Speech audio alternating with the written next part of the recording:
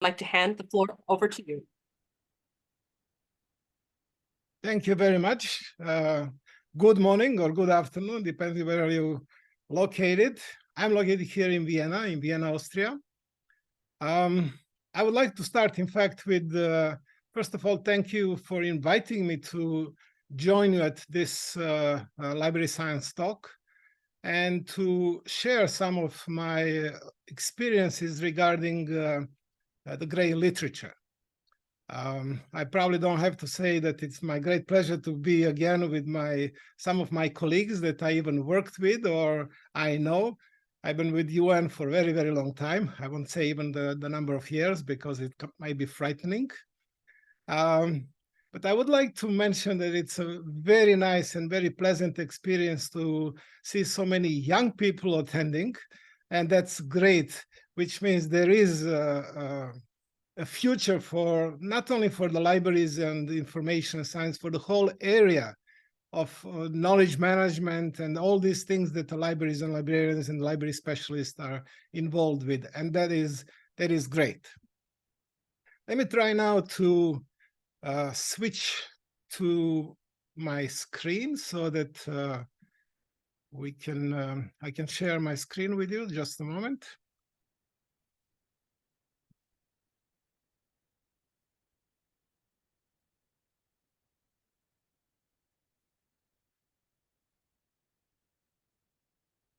Hope you can see the screen well.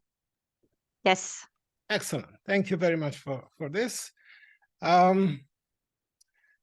Usually when people are faced with a new topic, with a new presentation, article, book, or just a simple talk, there are quite often three questions that come to our minds. And the first question is, in fact, what is this all about? And that's a fair question, to ask, especially if the subject is new. So there are two ways to define what I'll be talking today about. And the first way is to say what I will not be talking about. Because quite often when people look at that gray literature, they have different associations. So one of them might be 50 Shades of Gray. And some of you that might remember, there was a movie in 2015, very controversial in many ways. So that's not what I'll be talking about. I won't be also talking about Grey's Anatomy, which is American medical drama for 2005. There will be some gray matter mentioned here because the gray matter is a part of the brain which processes information. I will definitely not talk about any grays or aliens. And gray color, yes, gray color is involved here, but it's involved in the sense of something which stays between maybe white literature and the black literature. And that's as far as this gray talk goes about talking about color. So what in fact I will be talking about, and this is the agenda for today, I'll be talking a little bit about what is the gray literature, trying to make a quick definition, because I believe that many of you who are in this area, who are specialists in this area, have come across gray literature many times, are probably using it, are familiar with it. So I will go through some of the basic concepts, including the gray literature diversity, some of the key characteristics, its important sources, how do we harness the power of GL, and of course, just like with anything else, there are some challenges and considerations. And finally, at the end, I will offer some conclusions, and we will, as mentioned already, we will have some time for questions. And I like comments, in fact, more than questions. So, but if there are some questions, I'll try to give some answers. So that was the first question. The second question that people, once they learn what's this all about, they say, so what?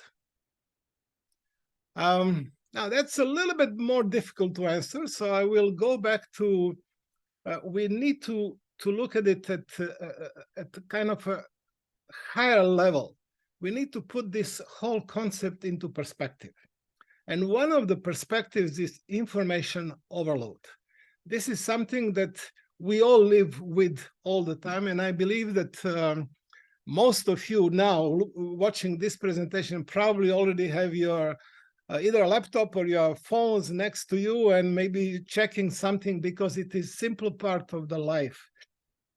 We are overwhelmed with information, and we are specifically overwhelmed, and we will talk about this, the gray literature, overloading of this in our life. And that's not only the business life, it's the social life, it's the personal life, it's everywhere. So this is one of the things. And when we want to see, really, because we are, most of us are in fact analytical minds, and we'd like to see numbers. We would like to be convinced.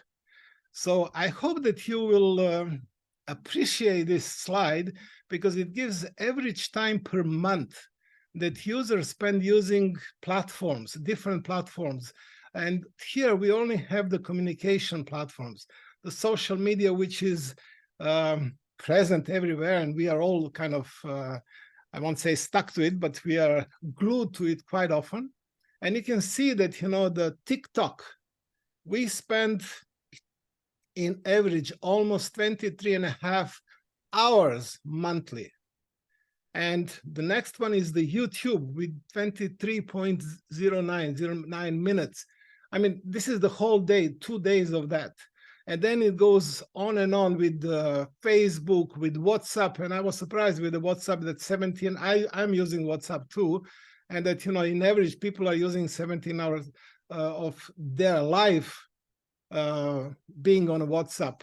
And just the other day, I got a report, in fact, how much time I'm spending on my smartphone. And I was shocked to see that, my number of hours is greater, in fact, that on the WhatsApp itself, which is something that we all have to think about. All these platforms, in fact, they carry on gray literature with them. And I won't go through all of them because there are too many, but I hope you got the main idea. The second aspect of that, of the question is the aspect of technology. And this is something that I'm sure we all find technology being fun. And we are drawn into it. It's at work, you have your either laptops, your desktops, you have all kinds of stuff, and we used to have started back with, fax machines, smart writers and whatever, and it comes now to very, very sophisticated smart IT systems. But I like the second part of this sentence, which is the fog of information can drive out knowledge.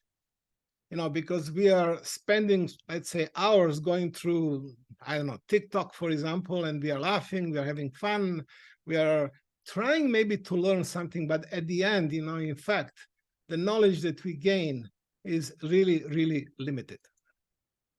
The third question, which people usually and fairly ask, is, what is there for me? I mean, the whole presentation, that's great, okay, fine, you talk about this, but what's there for me?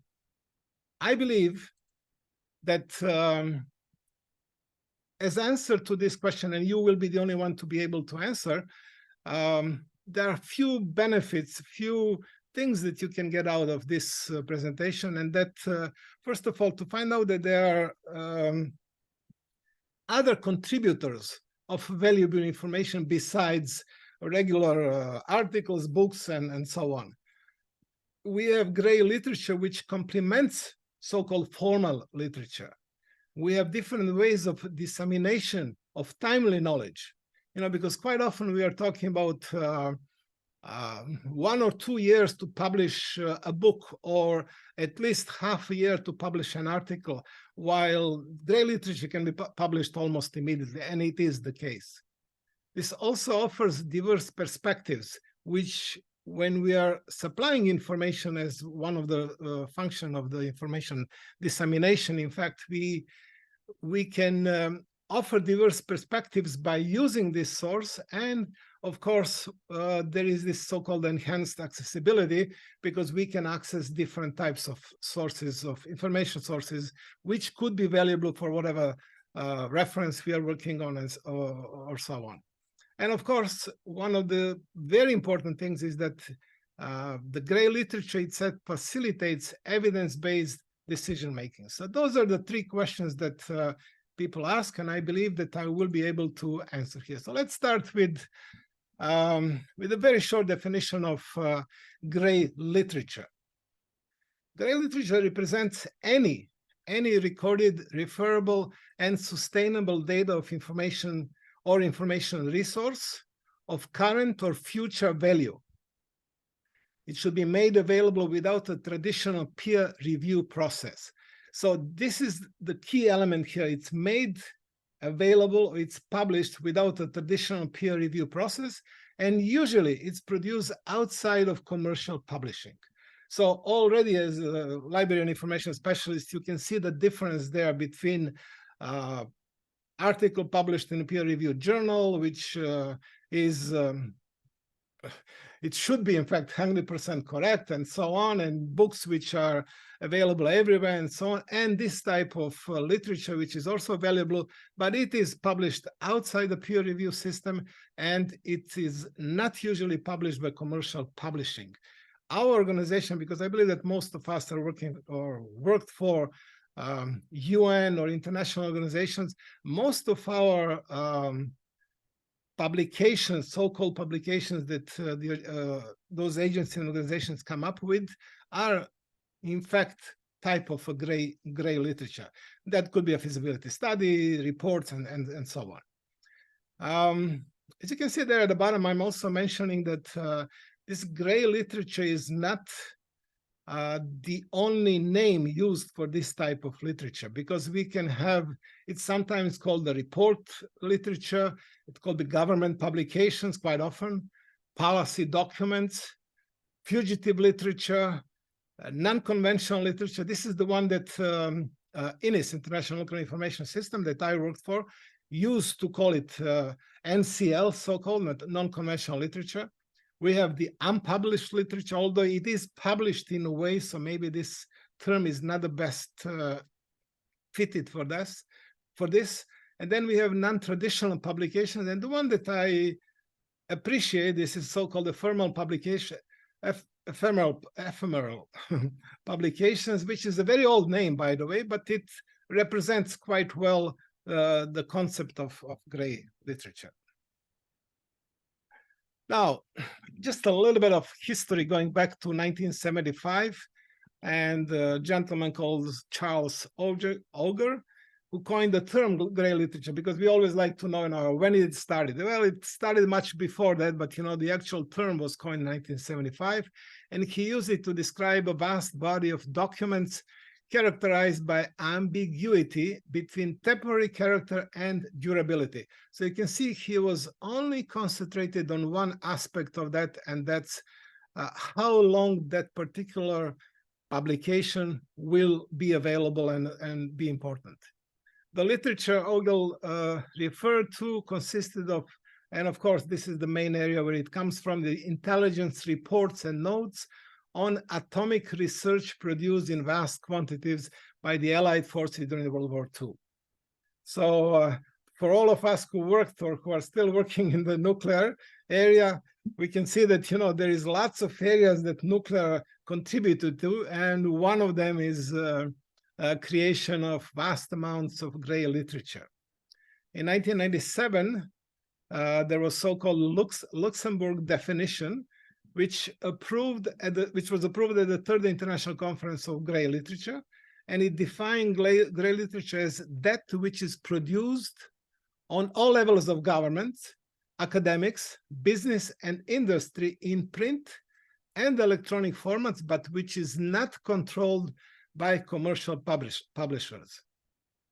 In 2004, it was the 6th conference, International Conference on Gray Literature. It was in New York. A postscript was added to the definition for purposes of clarification. So the gray literature is not controlled by commercial publishers. That was still from the previous one, but it was added that where publishing is not the primary activity of producing body. And that's where the great amount of governmental, non-governmental organizations, in fact, fit perfectly, because that's not their main activity. Finally, 2010, Prague definition. It was the gray literature stands for manifold document types produced on all levels of government, academic, businesses, and industry in print and electronic format that are protected. This is the new element here, that are protected by intellectual property rights of sufficient quality to be collected and preserved by library holdings or institutional repository, but not controlled. And then comes the same thing, commercial publishers and so on. As you can see, it was kind of developing slowly, and 2010 and so on, that was very, it's still very important, this intellectual property and protection and so on. So that is the reason this found out, this part of the definition was changed or added in order to express perfectly well the environment that we are currently living, because there is this problem, and we are all familiar with that, of how do we protect intellectual property and so on. And also this, that it has to be valuable in order to be preserved by library holdings and institutional repositories. When we are talking about the gray literature diversity, it is well-known fact that there are so many of them. But generally speaking, we are talking about reports such as technical, research, and government reports that provide in-depth analysis and findings on specific topics. And as you are very well aware, these are the documents that don't find usually a way to commercial databases and so on. You have to really dig to find them into local repositories, institutional repositories, and so on. Working papers or parliamentary documentation in general is another, especially for the UN system and the EU, the same thing, those huge international organizations. It's a huge group of documents where official reports produced by a group of people who are studying and particular problem are studying a particular problem or situation, especially in order to give suggestion or suggest improvements. And you've been working for the UN, and you know how many working papers we have for every single meetings, and and that is type of gray literature. Thesis and dissertation, that is probably the most well-known type of gray literature. It covers academic research papers submitted for advanced degrees, and they usually create problems. For example, in INIS, International Nuclear Information System, that I worked for, we were collecting through national governments those theses and dissertations that were dealing with nuclear. And quite often, at, I don't know, 10, 15, 20 years later, we had problems with so-called new publishers who were claiming that they have the copyright on that and so on, although those theses and dissertations, they cannot be copyrighted. They could be classified as confidential, internal, and so on, but generally speaking, it's a publicly available material. And yes, those predatory publishers were going after this in particular, and we had lots of requests, this should be removed, and threatening us with courts and so on. So this is an interesting area, but it's very well known. Conference papers, presentations, posters, that's all in fact part of the gray literature. It could include also newsletters, preprints, projects, e-documents. And that when I say e-document, that's amazing thing, because there is like zillions or billions of those documents, like blogs, websites, webinars, forums, infographics, statistics, you name it. In fact, nowadays it's there. To show how many different types are there, the GrayNet website lists 150 document types, including all of them. And data or satellite data, production data, and so is also part of that.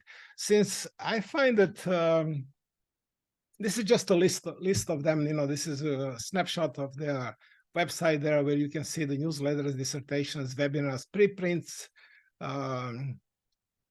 IAEA, in fact, just recently started the preprints server with all the preprints in order to make the dissemination faster and so on. And you can see there that the new sources of GL data and information are in fact mushrooming. The Internet of Things will produce zillions of them, machine-to-machine communication, self-driven cars, robots, and so on. And all these new things, they will produce really a large amount of GL documentation. One of them, as you can see there on the right side, it's data and data sets. So I believe it's a very important thing. So I took that specific one out of the context just to kind of give a little bit more emphasis on that and attention. So the gray data is a type of gray literature with its basic facets such as being recorded, it's referable, it's sustainable, it's valuable, it's publicly available, and without traditional peer review. So it is GL. An umbrella term that describes the vast array of data that organizations collect and use. They also, not only that they collect, they also create, and often critical to organizations' ability to innovate, enhance, and execute its core mission. They are collected for mandatory on compliance purposes, and that's an important element here, such as HR, budget, finance, contracts, procurement, facility management, library users, and library collections. The gray data is also important for operational, internal management, legal purposes. Specifically, that one is quite important for as a type of gray data. And it could be data on users, on products, on services. It could be collected for production or even marketing purposes. Now, I put a little table on the right side, trying to make a difference between white, gray, and dark data. So as you can see that, it could be recorded, valuable, referable, sustainable, used, public, and peer-reviewed. Now, the black X mark, that means that it's available on all of them.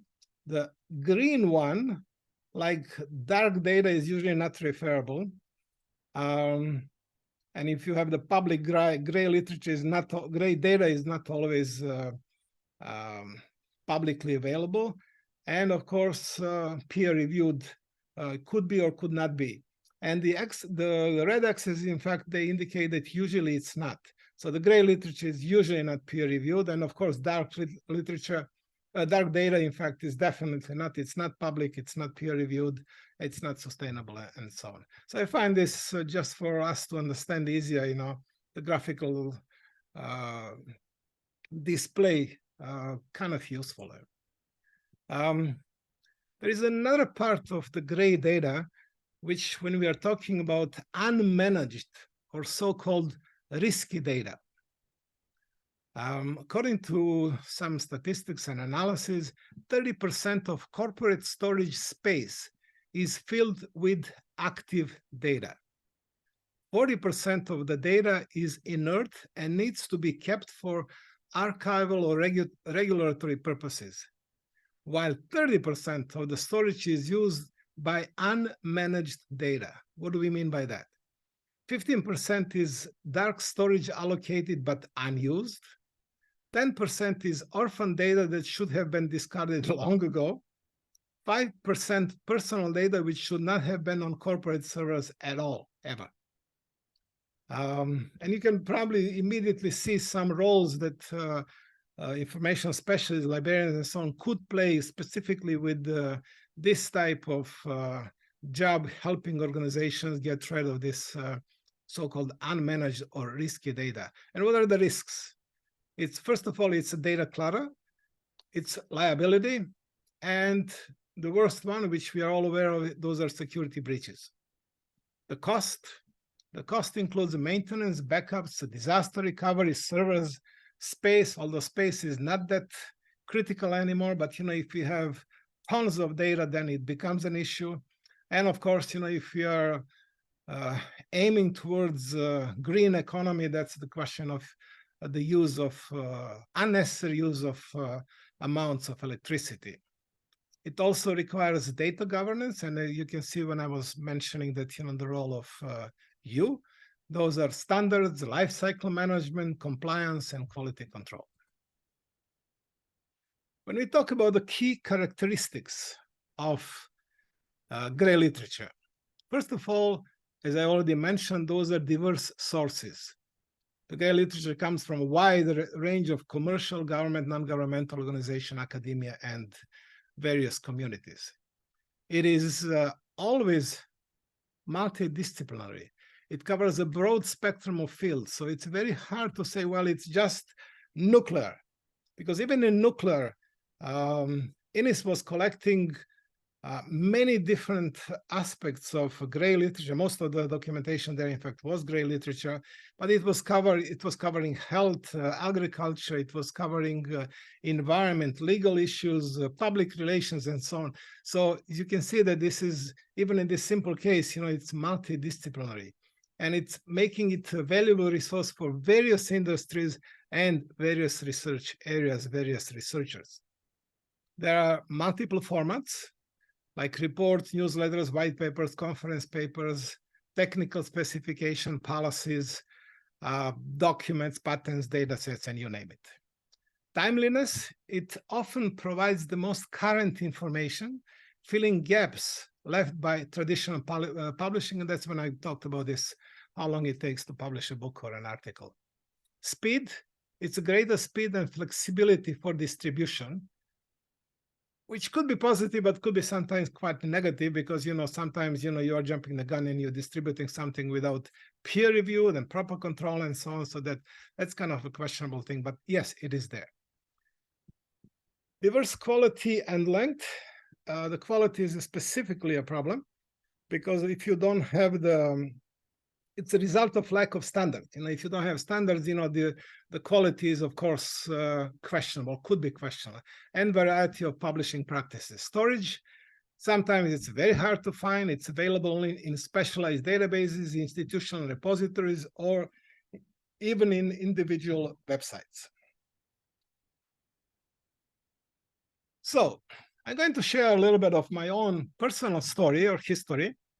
When we are talking about the key characteristics and what are the success factors for properly using that or understanding the value of gray literature. And as you can see, I worked all around the world, and my first job was in Belgrade in the Institute for International Cooperation as an intern. I was assigned with a colleague of mine to a huge room, which they called a document depot, which was literally piles and piles of documents from all kinds of areas and so on. But there was one gentleman who was in charge of the library who knew his way around, but he was about to retire. So one of the first things I realized was that we need to organize that. It has to be organized, because we cannot depend on someone's knowledge about that. It has to be organized in such a way that anyone can, in fact, use it.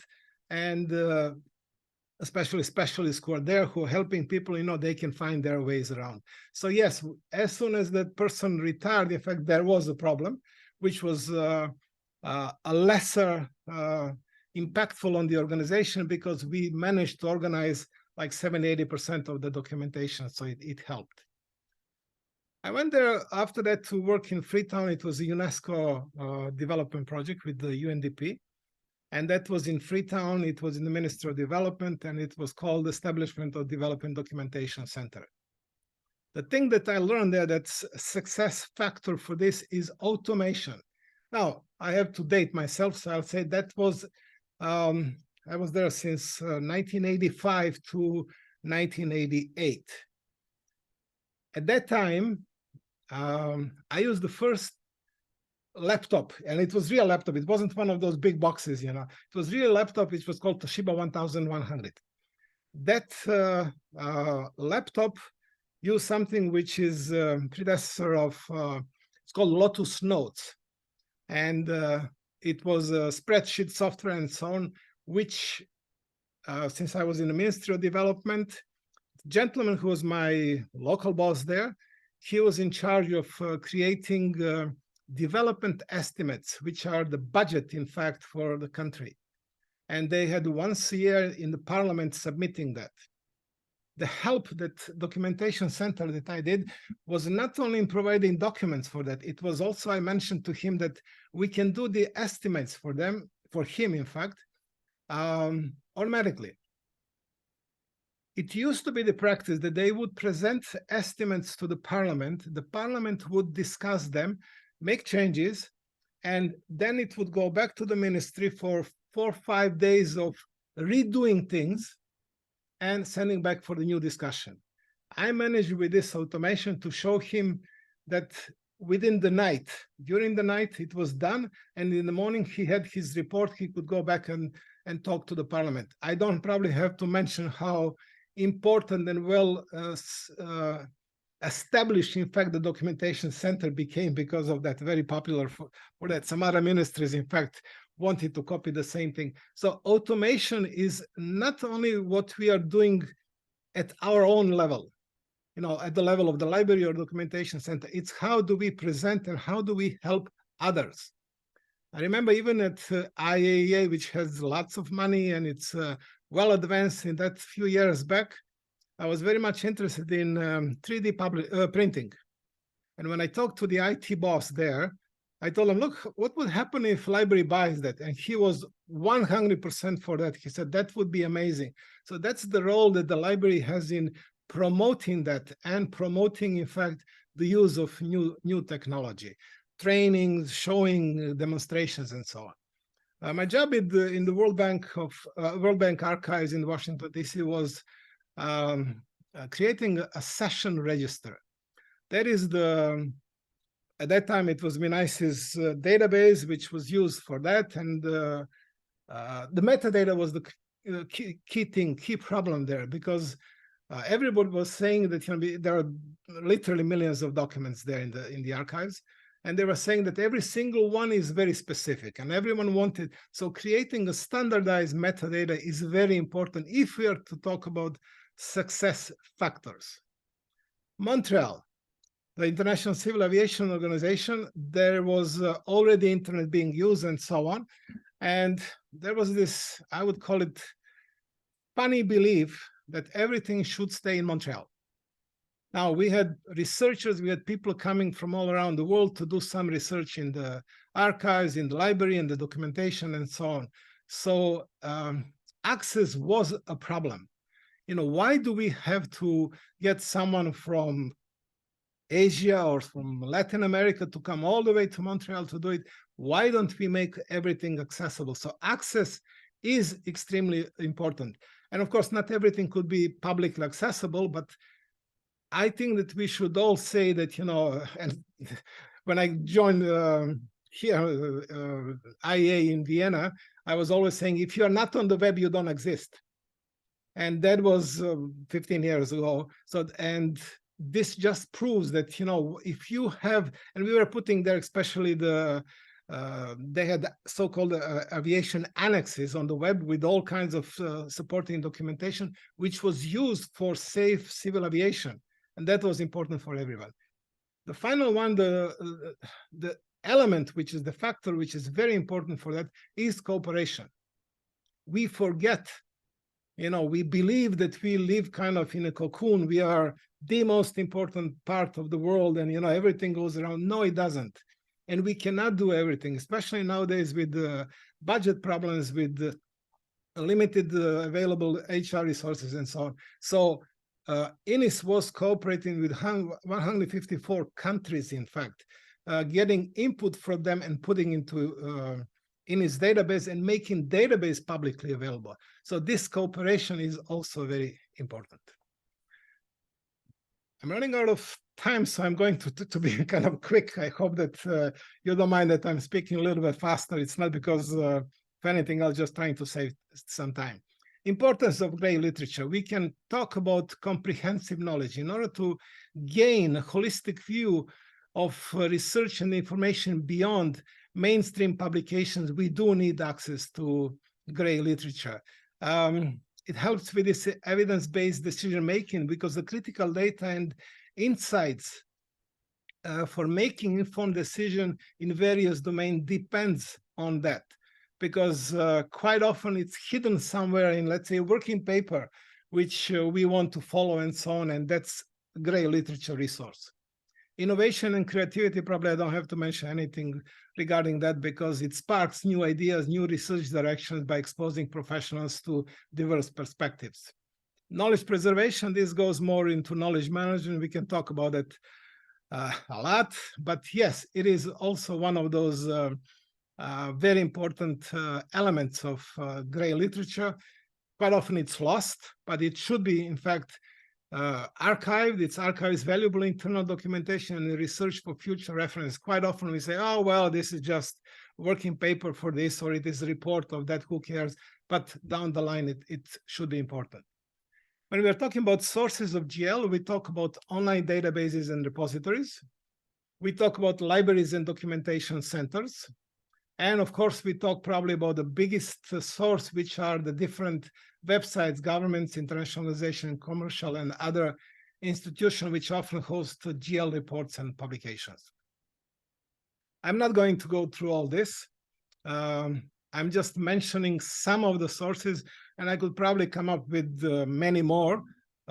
You could add probably so many more, like for example, the PubMed, 36 million citations, the archives, 835 billion web pages, 44 million books and texts. So, these are all the resources which we know about. Quite often we don't use, we think they're not important and so on. And then go, of course, the United Nations, different libraries, different documentation centers, CERN with tons of amazing documentation and data available there. We have various intergovernmental and non-governmental organizations, Google, government, universities, research centers, and so on.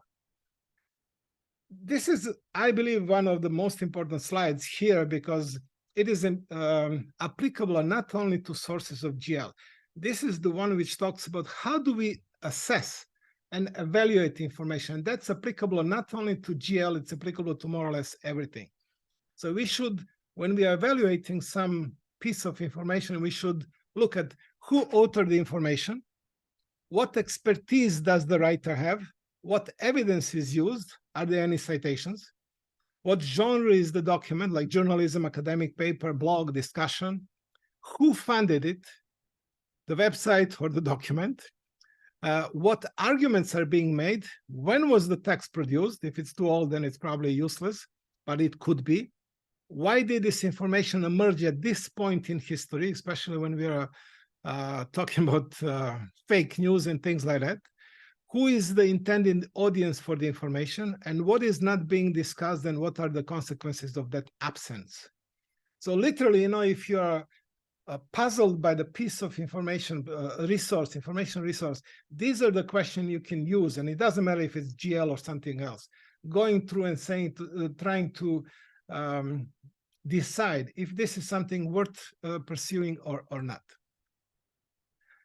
When we are harnessing the power of GL, we can do it for research, like learning. Complementing formal publication with GL literature strengthens the depth and breadth of academic work. For business, it's being implemented. GL offers unique insights for market research, competitive analysis, and product development. And of course, for decision-making, where we raise awareness and provide crucial data for policy formulation and evidence-based decision-making. Well, we have to be realistic and say that, of course, there are some challenges and considerations. First of all, I already mentioned the quality, which could be variable, quality, reliability, and credibility. Transient nature, it exists only for a short time. Curation, the metadata is still a problem. Classification, long-term storage are questionable. Organization, like proper management, often missing. Importance depends on creators and should not be the case, as you're well aware. Staff, lack of trained staff and adequate resources. Distribution, it's usually localized, no wide distribution, and it's low, which gives it a low visibility. Access, location and accessing can be challenging due to its decentralized nature, because you would probably have to go to many different repositories, databases, and so on to find the piece of information you're looking for. And use, sources need to be assessed and evaluated, just like I said a moment ago on the previous slide. Conclusions. GL refers to diverse range of information and data collected for various purposes. It encompasses a wide range of document types, and I just listed some of them. GL is valuable for innovation, operational management, and for legal compliance. Key GL characteristics include being recorded, referable, sustainable, and publicly available. Sources of GL include repositories, technical reports, libraries, and so on. Harnessing the power of GL strengthens academic work, helps businesses, and supports evidence-based decision-making. And of course, there are some challenges which include variable quality, transient nature, lack of curation, and difficulties in access, search, and distribution. I've also come up with an additional slide of conclusions, because if you remember, I started with information overload. So resisting GL information overload, I am suggesting here a few things, like we need to filter everything that comes. We have to sharpen our focus. We should concentrate on things that we really need, not the things that would be nice to have. In other words, we have to focus on essential, not on interesting. We have to determine reliable and trustworthy resources. We have to prioritize, because otherwise we'll be flooded. And we should not be afraid to ask for help.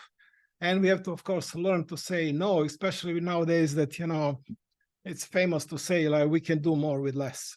And especially it hits the world of libraries and information management. Finally, recognizing and leveraging the value of gray literature is important for staying at the forefront of knowledge and innovation in today's information-driven world. Thank you very much. That was my presentation, and I hope, there is still time for some questions. There is definitely still time for questions. Thank you very much, Dobi. The floor is open. If I see there's already perhaps one hand raised. If people wish to remain with their cameras off and their microphones off, please put your questions in the chat. Otherwise, please raise your hand using that functionality on Zoom. And let's go ahead and prepare our questions.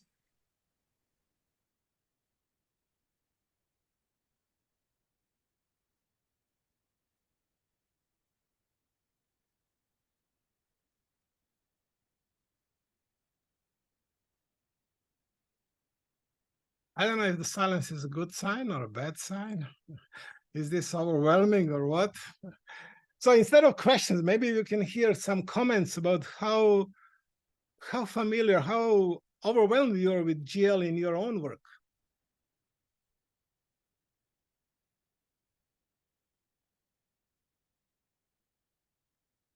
I can speak on our side. One issue we have is we're both producers of and users of gray literature, and the approach for both has been very hit or miss. So one of the issues that we've encountered is, for example, quality that you mentioned in your presentation. Have you encountered anywhere where they have attempted to put, or a library or a collector of gray literature or a user of gray literature has attempted to put any sort of quality review or peer review process in terms of what gray literature they collect or they aggregate? I have to say that, one way to go around that, what the libraries, big, huge libraries are doing, in fact, they are treating it as any other library material. So they are going and using the criteria, metadata and the classification catalog and so on, in the way that they would do with the white literature. So they're using the same standard, which is a great way of doing things. The only problem is that, gray literature sometimes is overwhelming. There are too many of different pieces and so on. So yes, Library of Congress, if you go there and search for gray literature, you will find tons of it, but that's Library of Congress, they can afford that. Many other smaller libraries where you have like a single person libraries where you have 2-3 people working on it, that's almost impossible. One of the ways I was looking always at that, simplify. So instead of using some sophisticated system for managing the metadata, creating it, and so on, would be use something very simple. Dublin core, or just few things that it can get into the system. And especially nowadays when we have this full text search availability, we have AI possibilities and so on. As long as it's electronically available in some kind of a database, there is a way to find it. So instead of saying, sorry, that's too much, too overwhelming, go even for a minimum. That would help. Thank you very much. And it looks like we have a question, Sonia. Yes, hello. Thank you for the presentation. So in the field that I follow, specifically the international law, I'm sorry, but I cannot hear. I cannot understand. Oh, sorry. Is it because you can't hear me at all, or just not well? Now it's better. Okay. Sorry. So in the field where I work, one of the sources of great literature that's very interesting is the blog post. So it's international law. Usually you'll have the latest kind of analysis of how international law applies to current events will be in blog posts rather than academic articles. And I'm wondering if you have any source of or example of how blog posts have been incorporated into library databases, or if it's useless to try and keep up and people would just go to Google anyway. Sorry, I did not really. Catherine, maybe you can translate because I really didn't get it. Maybe you got it. Sonia, to check if I understand, you're looking at using the example of a blog post, for example, the citation and tracking of content that appears in that form.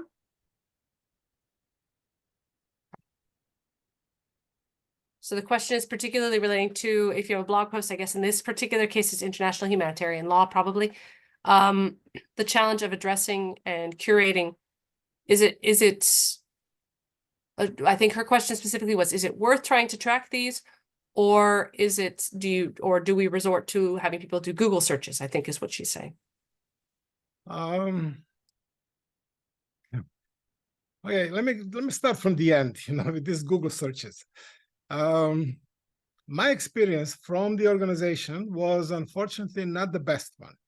First of all, many people were coming to us there and telling us that it's easier to search Google to find the information from the IAEA than to go to the agency search engine. That is a huge problem. And that is the problem which I believe many organizations are having. And people are used to, let's say, Google search. They're used to have one line. They're not used to having a library catalog type of searching where you have to enter zillions of things, and maybe it's a fancy one to find as long as you know. But people are, I won't say intellectually lazy, but they're used to doing a very simple search. So if we are to do any type of preparation, metadata, and so on, keep that in mind. Keep in mind that, this type of search has to follow the standards which are now, and Google is forming those standards. And the first part was the actual citations, following them, entering into the system, and so on.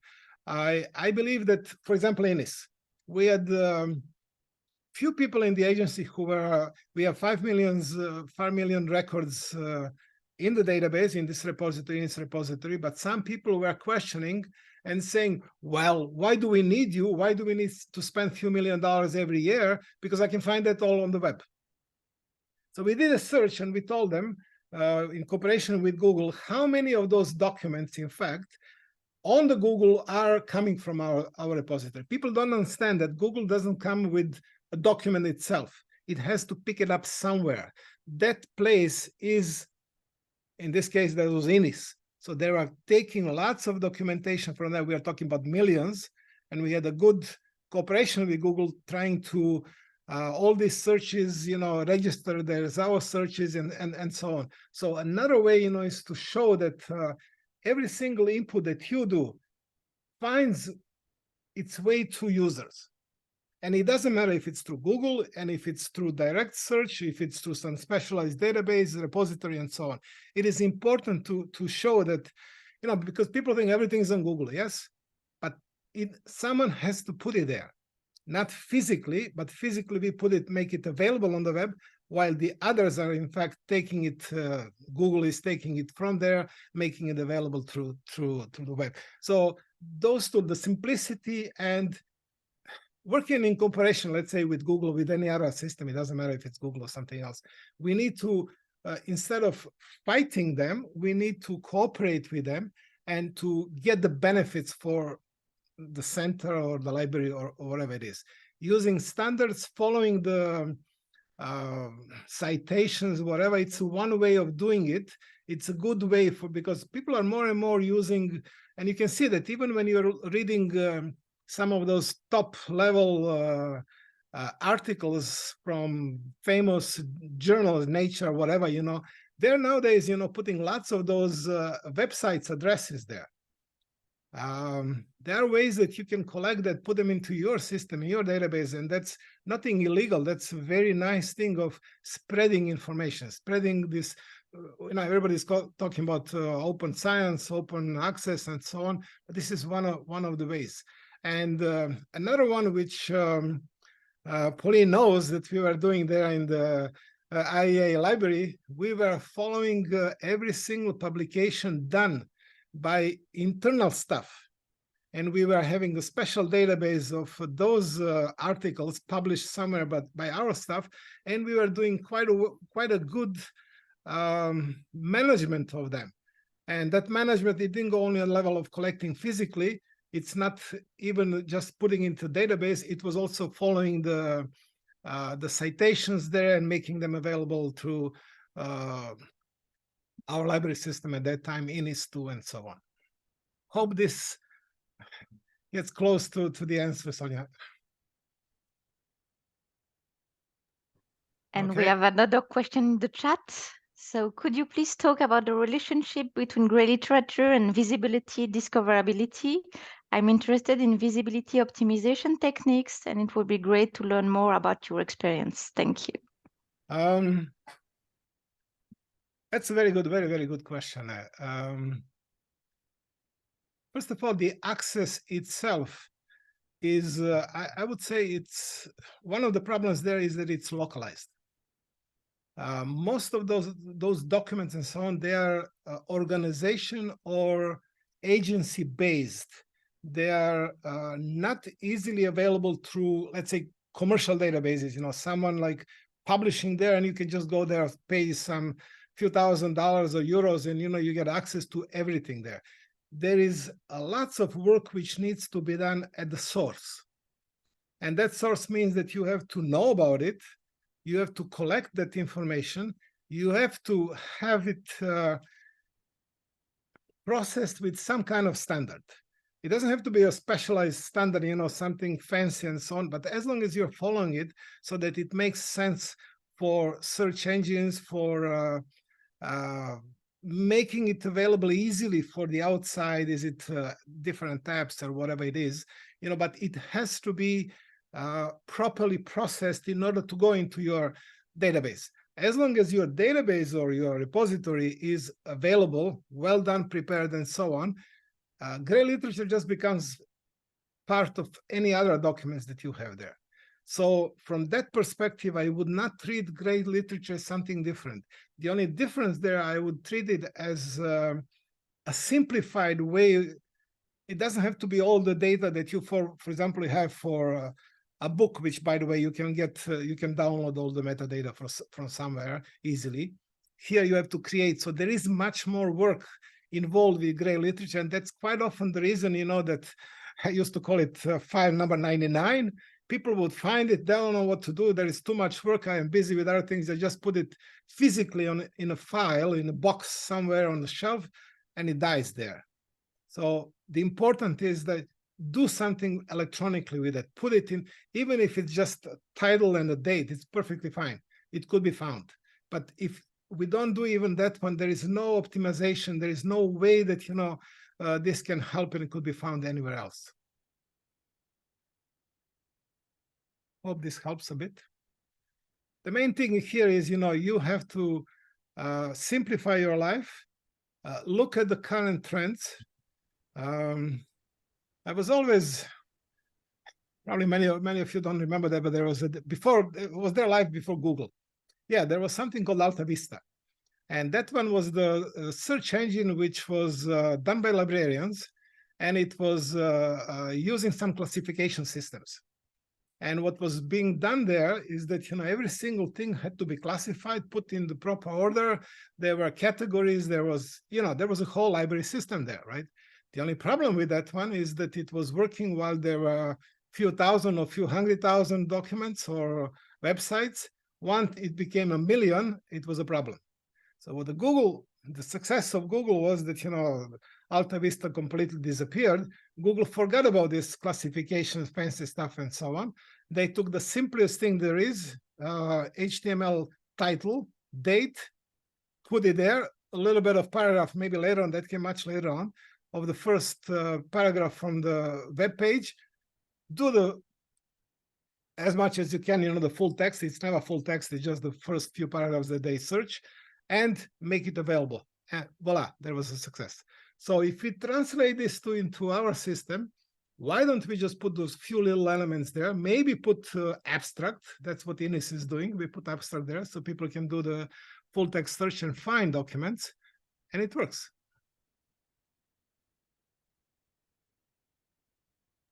Hi, Dobby. Hi.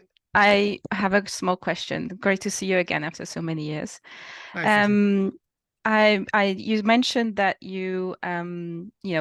a good way to manage documentation is first of all filtering.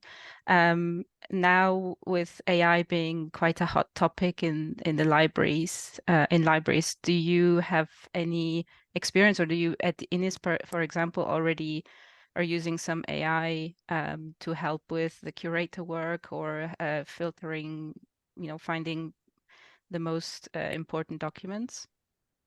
Yeah, good question. I left Ines 3 years ago. Yes, I was doing some consulting work for them still, and I'm still involved with them. There are different ways that you can use AI. One of the ways that we started working on using AI was, even when I was there, it was one of the projects that we wanted to automate so-called indexing. Because we use with people, we had consultants that we were sending those articles and so on outside. They were doing the indexing. It was there was a system that was helping them doing that. It was some kind of now I'm going to date myself again. That was an expert system. It's not AI, but it's very close to it for that. And then we said, okay, fine. Why don't we try to automate it? So the first project we did was, in fact, automating the classification of those articles and coming up with those indexes automatically. When I say automatically, the first stage was we were doing it. System would create a person, a specialist, would check that. Then we realized that over 89 or 90% was correct. So it did not justify anymore the use of humans there, which created a problem because people were afraid, they will lose jobs and so on. Well, it happened with the outside consultants that we had to stop that, and we are using that. So Ines is using AI in that case. They have a project right now working on that, and probably for some of you it's not news that they have decided at the beginning of this year to move to Invenio from the system that we used to have, and to see what could be done on the user side. So not only on the side of, how do you put the information inside, but you can use AI as I mentioned, but also if searchers, users from the outside are searching for, trying to retrieve some information, how can AI help with that? So this is the project that they're currently working on. It is still not available, but I've seen some demos and they are very promising. But as you know, it's there are few issues with, and I'm not going to talk about if it's the best thing in the world to use ChatGPT or no. I'm talking about the AI in general. I'm not talking about ChatGPT. The systems that are possible to use nowadays are still very I would say, labor intensive because you need high level expertise and they are hard to come across because they are usually taken by big companies and so on. So HR issue is a problem. And of course, it is expensive. So with the UN system, you know, trying to do everything with no money and so on, and I'm sure that's across the board here, it is difficult. So we do have inside there, we have few people which are strong in AI, particularly one of them, Dimitri, you know him. That's his baby. He loves doing that and so on. So in other words, what's important here, it's not the name and so on. It's important to know that we do have to develop inside resources, inside human expertise. We cannot only depend on someone from the outside coming all the time, fixing problems and so on.